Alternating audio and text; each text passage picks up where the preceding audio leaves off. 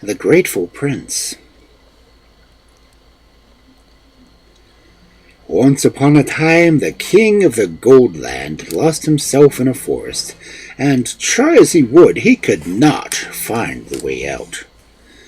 As he was wandering down one path, he had looked at first more hopeful than the rest, as he saw a man coming towards him. "What are you doing here, my friend?" asked the stranger. "Darkness is falling fast, and soon the wild beasts will come from their lairs and seek you for food." "I have lost myself," answered the king, "and am trying to get home." "Then promise me that you will give me the first thing that comes out of your house, and I will show you the way," said the stranger. The king did not answer directly, but after a while he spoke.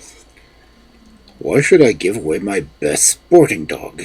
I can surely find my way out of the forest as well as this man." So the stranger left him, but the king followed path after path for 3 whole days, and was no better success than before. He was almost in despair when the stranger suddenly appeared, blocking up his way. "Promise me you will give me the first thing that comes out of your house to meet you." But the king was still a little stiff-necked and would promise nothing. For some days longer he wandered up and down the forest, trying one path and another, but his courage at last gave way, and he sank wearily on the ground under a tree, feeling for sure that his last hour had come. Then for the 3rd time the stranger stood before the king and said, "Why are you such a fool? What can a dog be to you that you should want to give your life for him like this?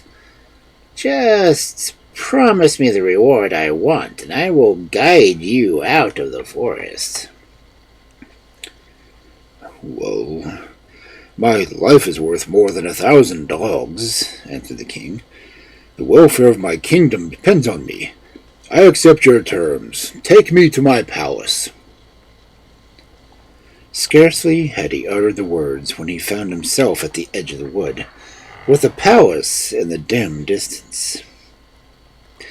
He made all haste he could, and just as he reached the great gates, out came the nurse with the royal baby, who stretched out his arms to his father.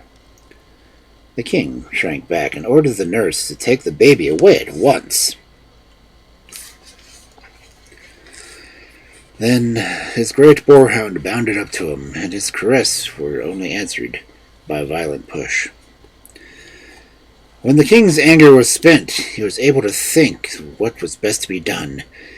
He enchanted his baby, a beautiful boy, for the daughter of a peasant, and the prince lived roughly as the son of poor people, while the little girl slept in a golden cradle under silken sheets. At the end of a year, the stranger appeared to claim his property and took away the little girl, believing her to be the true child of the king. The king was so delighted with the success of his plan that he ordered a great feast to be gotten ready, and made splendid gifts to the foster parents of his son, so that he might lack nothing. But he did not dare to bring back the baby, lest the trick should be found out. The peasants were quite contented with his arrangement, which gave them food and money in abundance. By and by the boy grew up big and tall, and seemed to lead a happy life in the house of his foster parents. But a shadow hung over him which really poisoned most of his pleasure, and that he was thought of the poor innocent girl who had suffered in his stead, for his foster father had told him the secret, that he was the king's son. And the prince determined that when he grew old enough, he would travel all over the world and never rest till he had set her free. To become a king at the cost of a maiden's life was too heavy a price to pay. So one day he put on a dress of the farm servant, threw a sack of peas on his back, and marched straight into the forest where 18 years before his father had lost himself. After he walked some way, he began to cry loudly, "Oh, how unlucky I am! Where can I be? Is there no one to show me the way out of the wood?" Then suddenly appeared a strange man with a long gray beard and with a leather bag hanging from his girdle. He nodded cheerfully to the prince and said, "I know the place well and can lead you out of it, if you'll promise me a good reward." "What can a beggar such as that promise you?" answered the prince. "I have nothing to give you save my life. Even the coat on my back belongs to my master, whom I serve to keep me in clothes."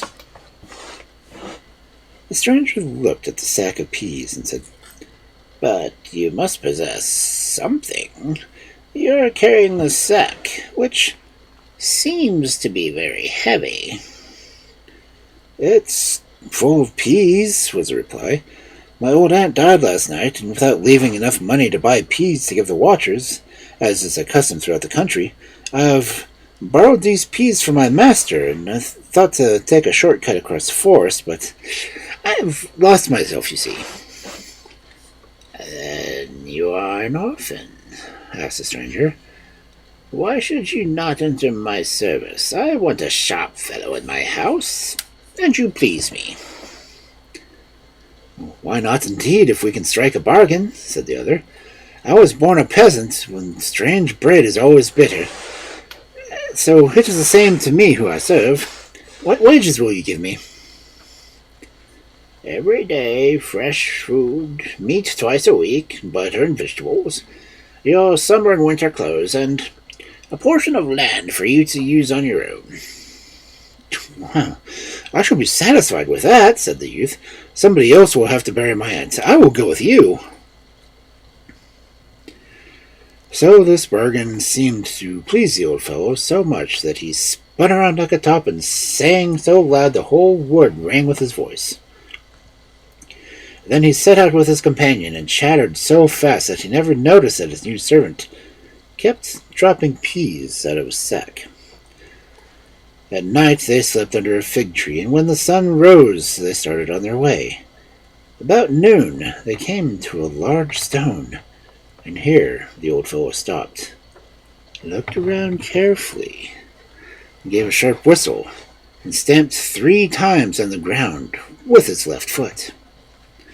Suddenly there appeared under the stone a secret door, which led to what looked like the mouth of a cave. The old fellow seized the youth by the arm and said roughly, "Follow me!" Thick darkness surrounded them, yet it seemed to the prince as if their path led into still deeper depths. After a long while he thought he saw a glimmer of light, but the light was neither that of the sun nor of the moon. He looked eagerly at it, but found it was only a kind of pale cloud, which was all the lights in the strange underworld could boast. Earth and water, plants and trees, birds and beasts, each with different from those he had seen before. But what struck the most terror into his heart was absolute stillness that reigned everywhere. Not a rustle or sound could be heard. Here and there he noticed a bird singing on a branch, and with head erect and swelling throat, but his ear caught nothing. The dogs opened their mouths as if to bark. The toiling oxen seemed about to bellow, but neither bark nor bellow reached the prince. The water flowed noiselessly over the pebbles. The wind blew the tops of the trees. Flies and chafers darted about, without breaking the silence. The old graybeard uttered no word, and when his companion tried to ask him the meaning of it all, he felt as if his voice died in his throat. How long this still fearfulness lasted, I don't know, but the prince gradually felt his heart turning to ice.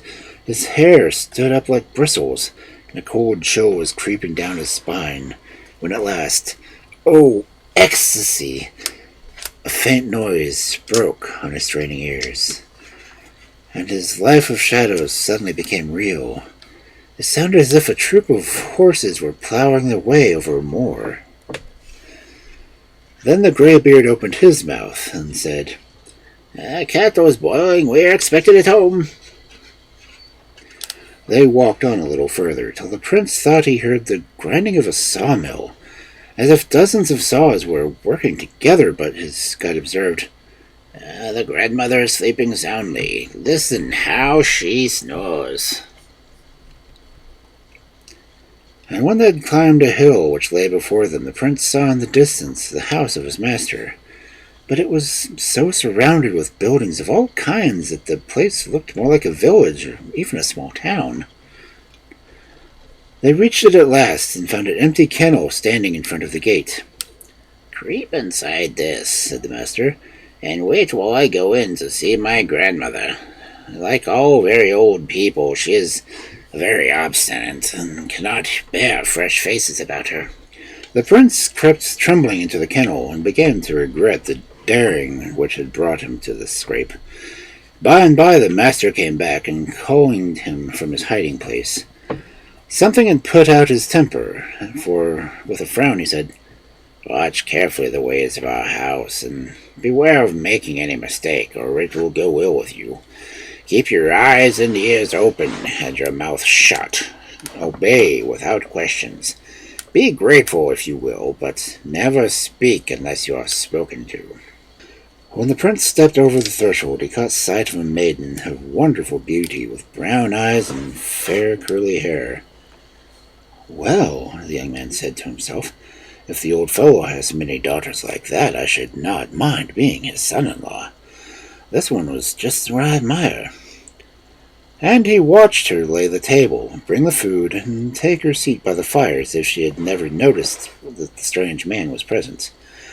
Then she took a needle and thread and began to darn her stockings.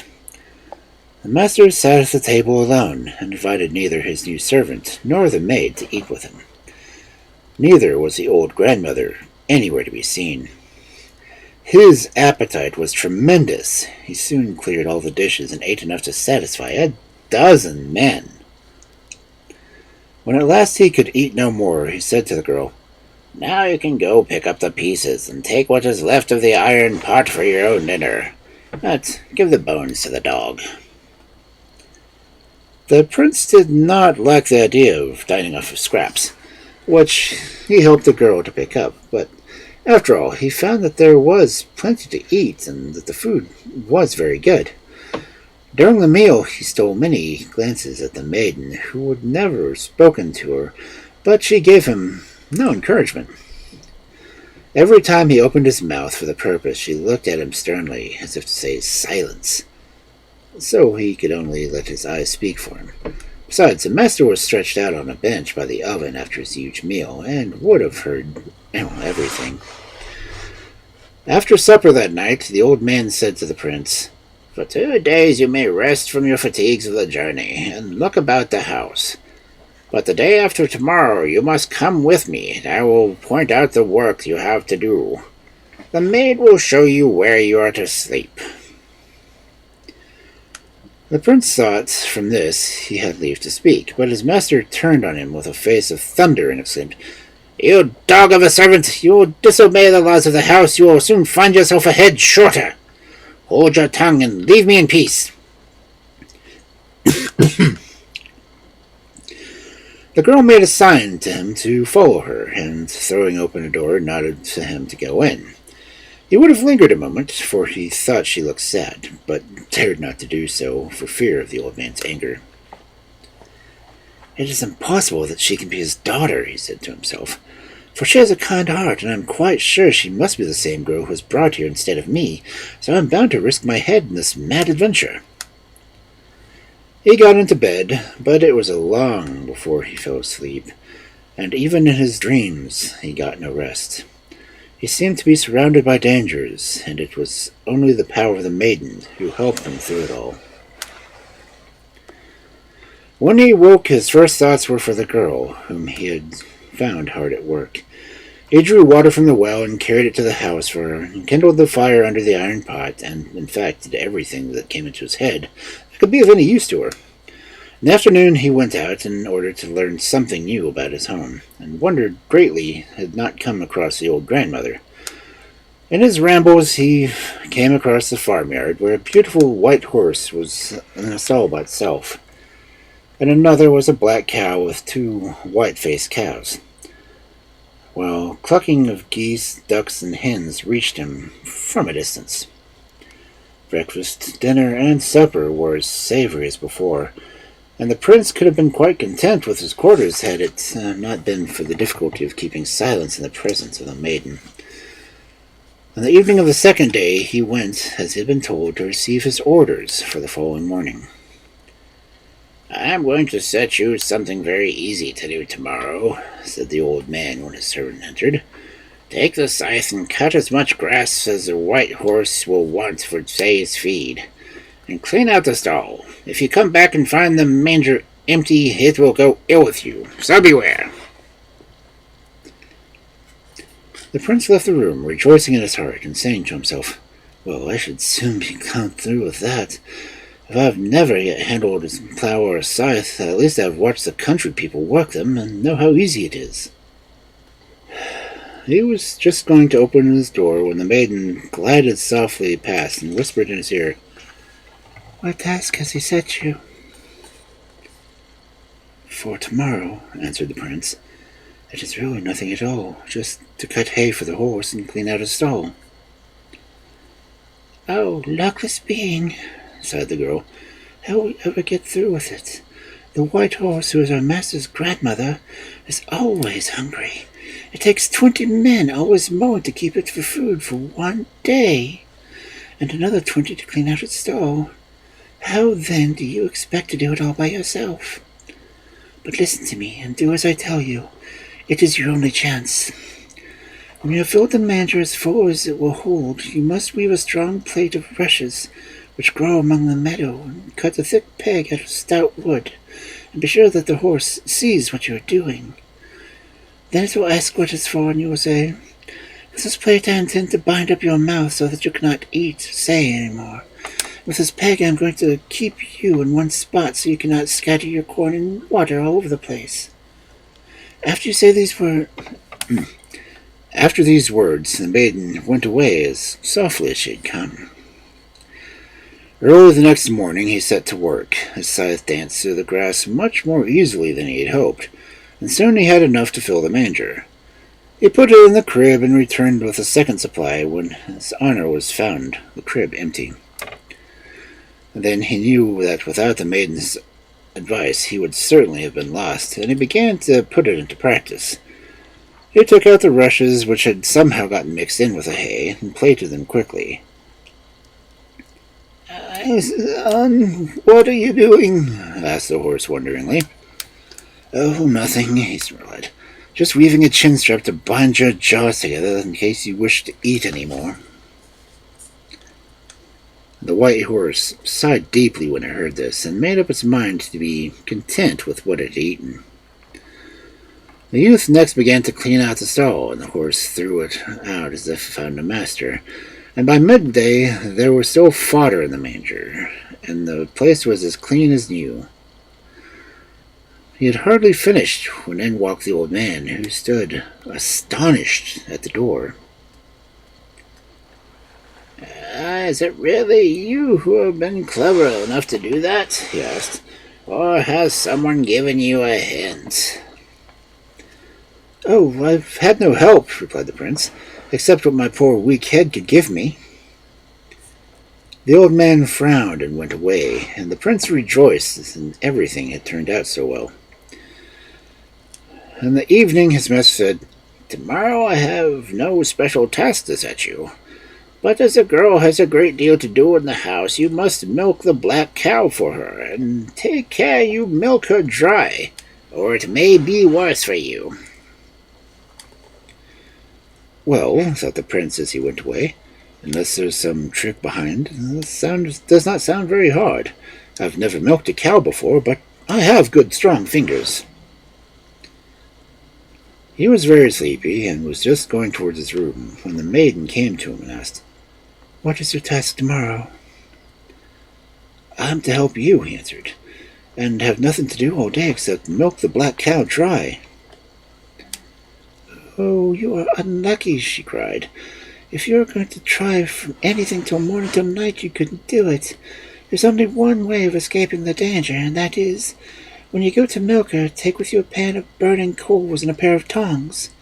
Place the pan on the floor of the stall and the tongs in the fire, and blow with all your might till the coals burn brightly. The black cow will ask you what the meaning of all this is, and you must answer what I whisper to you." And she stood up on tiptoe and whispered something quietly into his ear, and then she went away. The dawn had scarcely reddened the sky when the prince jumped out of bed and, with a pan of coals in one hand and a milk pail in the other, went straight to the cow's stall and began to do exactly as the maiden had told him the evening before. The black cow watched him with surprise for some time and then said, "What are you doing, sonny?" "Oh, nothing," answered he. "I'm only heating a pair of tongs in case that you feel inclined not to give as much milk as I want." The cow sighed deeply and looked at the milkman with fear, but he took no notice, and milked briskly into the pail until the cow ran dry. Just at that moment the old man entered the stable and sat down to milk the cow himself, but not a drop of milk could he get. "Have you really managed it all by yourself, or did somebody help you?" "I have nobody to help me," answered the prince, "but my own poor head." The old man got up from his seat and went away. That night, when the prince went to his master to hear what his next day's work was, the old man said, "I have a little haystack out in the meadow which must be brought in to dry. Tomorrow you'll have to stack it all in the shed, and if you value your life, be careful not to leave the smallest strand behind." The prince was overjoyed to hear that nothing worse to do. "To carry a little hay requires no great skill," he thought, "and it will give me no trouble, for the horse will have to draw it in, and I am certainly not going to spare the old grandmother." And by the maiden stole up to ask him what the task was for the next day. The young man laughed and said, "It appears that I have got to learn all kinds of farmer's work. Tomorrow I have to carry a hay rick and leave not a stalk in the meadow, and that is my whole day's work." "Oh, you unlucky creature!" cried she. "And how do you think you are to do it? If you had all the men in the world to help you, you could not carry off this one little hay rick in a week. And since you have thrown down the hay on top, it will take root again from the blow. But listen to what I say. You must steal out at daybreak tomorrow and bring out the white horse and some good strong ropes. Then get on the haystack and put the ropes around it, and harness the horse to the ropes. When you are ready, climb on the haystack and begin to count 1, 2, 3. The horse will ask you what you are counting, and you must be sure to answer what I whisper to you." So the maiden whispered something in his ear and left the room, and the prince knew nothing better to do than to get into bed. He slept soundly, and as it was almost dark when he got up, he proceeded to carry the instructions given to him by the girl. First he chose some stout ropes, and then he led the horse to the stable and rode it to the haystack, which was made up of 50 cartloads, so that it could hardly be called a little one. The prince did all that the maiden had told him, and when at last he was seated on top of the rick and counted up to 20, the horse heard ask in amazement, "What are you counting up there, my son?" "Oh, nothing," he said. "I was just amusing myself counting the packs of wolves in the forest. There are really so many of them, I don't think I should ever be done." The word wolf was hardly out of his mouth when the white horse was off like the wind, so that in a twinkling of an eye it had reached the shed, dragging the haystack behind it. The master was dumb with surprise when he came in after breakfast and found that this man's day's work was quite done. "Oh, is it really you who are so clever?" he asked. "Or did someone give you good advice?" "Oh, I have only myself to take counsel with," said the prince. And the old man went away, shaking his head. Late in the evening, the prince went to his master to learn what he was to do the next day. "Tomorrow," said the old man, "you must bring the white-headed calf to the meadow, and as you value your life, take care it does not escape from you." The prince answered nothing, but thought, "Well, most peasants have 19 in the whole herd to look after. I'm sure I can manage one." And he went towards his room, where the maiden met him. "Tomorrow I have an idiot's work," he said. "Nothing but to take the white-headed calf to the meadow." "Oh, you unlucky being," she sighed. "Do you know that the calf is as swift as a single day that he can run 3 times around the world? Take heed what I tell you. Bind one end of the silk thread to the left foreleg of the calf, and the other leg to the little toe of your left foot, so that the calf will never be able to leave your side, whether you walk, stand, or lie." After this, the prince went to bed and slept soundly. The next morning he did exactly what the maiden had told him, and led the calf with the silken thread to the meadow, where it stuck to his side like a faithful dog. By sunset it was back again with its stall, and then came the master and said with a frown, "Were you really clever yourself, or did somebody help you how to do this?" "Oh, I have only my poor head," answered the prince. The old man went away growling, "I don't believe a word of it. I'm sure you've found some clever friend." In the evening he called the prince and said, "Tomorrow I have no work for you, but when I wake you, you must come before my bed and give me your hand in greeting." The young man wondered at this strange freak, and went laughing in search of the maiden. "It is no laughing matter," she said. "He means to eat you, and there's only one way in which I can help you. You must heat an iron shovel red hot, and hold it out to him instead of your hand." So, next morning he awakened early, and heated the shovel before the old man was awake. At length he heard him calling, "You lazy fellow, where are you? Come and wish me good morning." But when the prince answered with a red-hot shovel, his master only said, "I am very ill today, and am too weak to even touch your hand. You must return this evening, when I may be better."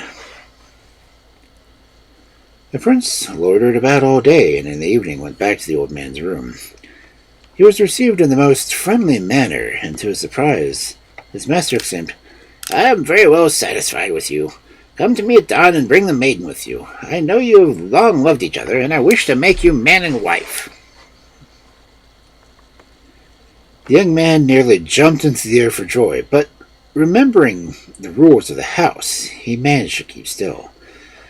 When he told the maiden, he saw his astonishment that she had become as white as a sheet, and was quite dumb. "The old man has found out who your counselor was," she said when she could speak, "and he means to destroy us both. We must escape somehow, or else we'll be lost. Take an axe and cut off the head of the calf with one blow. With a second, split the head in 2. With its brain, you will see a bright red ball. Bring that to me. Meanwhile, I will do what is needed here." And the prince thought to himself, "Better kill the calf than get ourselves killed. If we can once escape, we will go back home, and the peas I was strewed about must be sprouted, so that will not miss the way."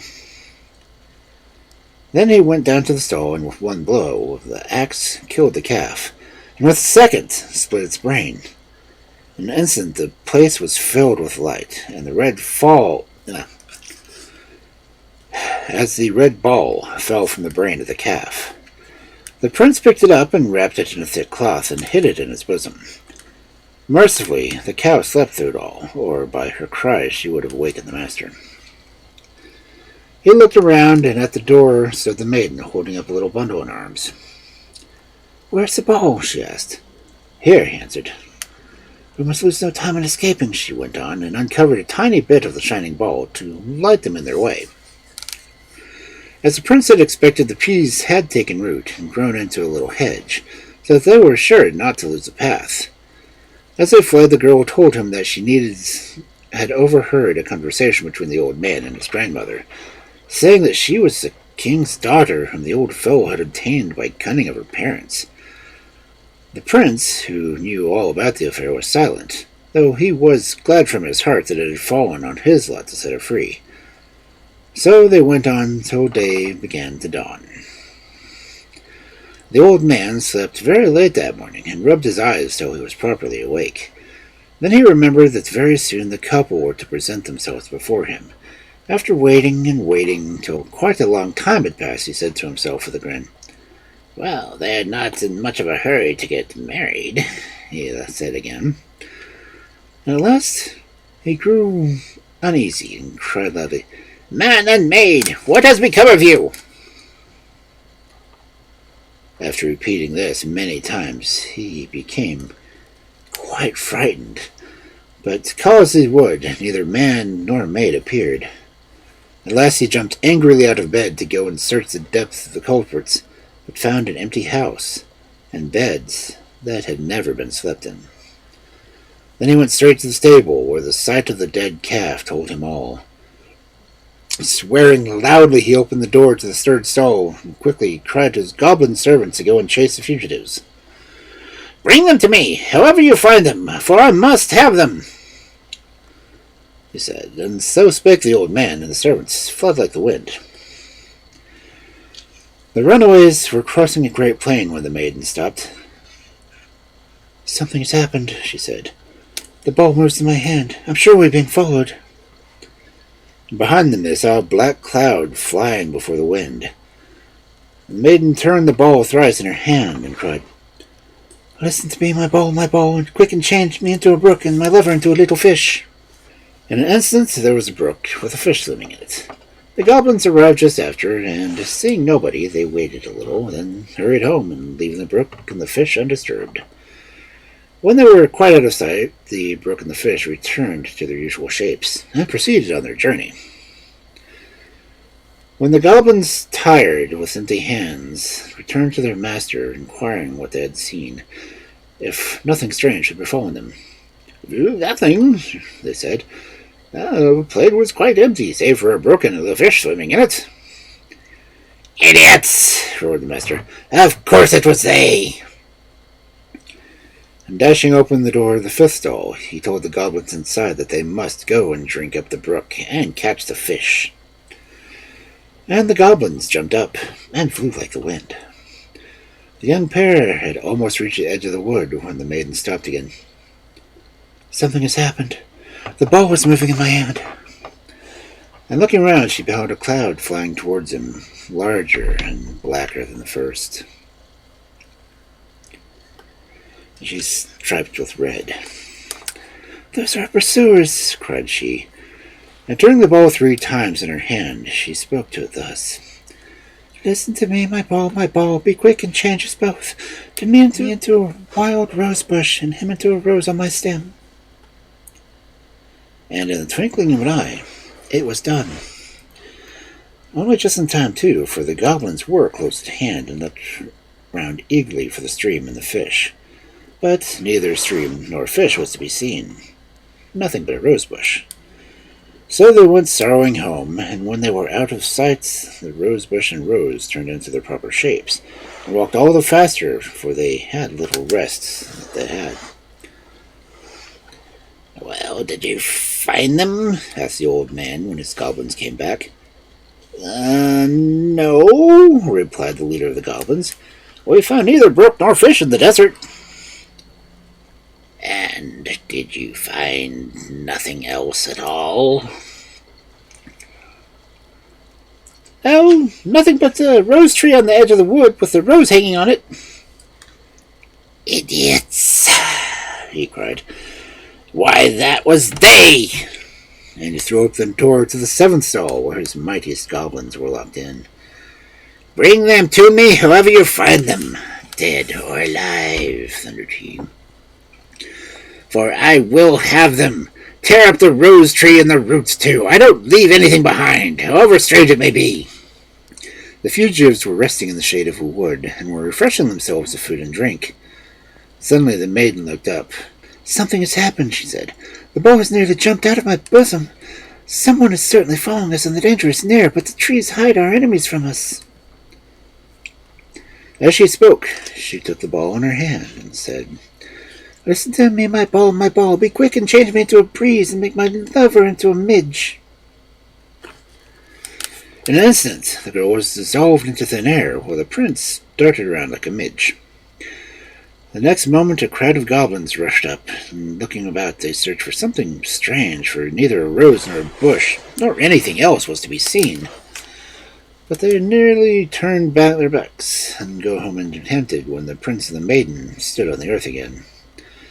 We must make all the haste we can, she said, before the old man comes to seek us himself, for he won't know us under any disguise. They ran on till they reached such a dark part of the forest. If it had not been for the light shed of the ball, they would have not been able to make their way at all. Worn out and breathless, they came at length to a large stone, and here the ball began to move restlessly. The maiden seeing this exclaimed, Listen to me, my ball. Roll the stone quickly to one side, that we may find a door. And in a moment the stone had rolled away, and they passed through the door into the world again. Now we are safe, cried she, for the old wizard has no more power over us, and we can guard ourselves from his spells. But, my friend, we have to part.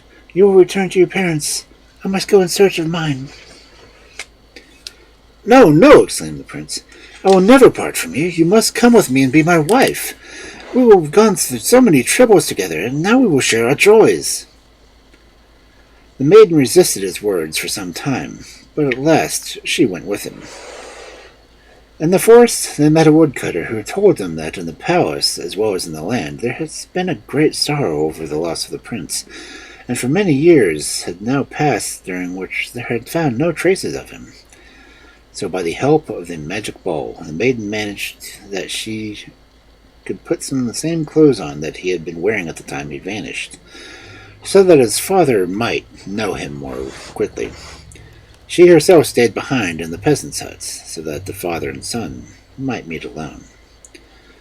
But the father was no longer there, for the loss of his son had killed him, and on his deathbed he confessed to his people how he had contrived that the old wizard should carry away a peasant's child instead of a prince, and wherefore the punishment had fallen upon him. The prince wept bitterly when he heard this news, for he had loved his father well, and for 3 days he ate and drank nothing. But on the 4th day he stood in the presence of the people as their new king, and calling his counselors he told them all the strange things that had befallen him.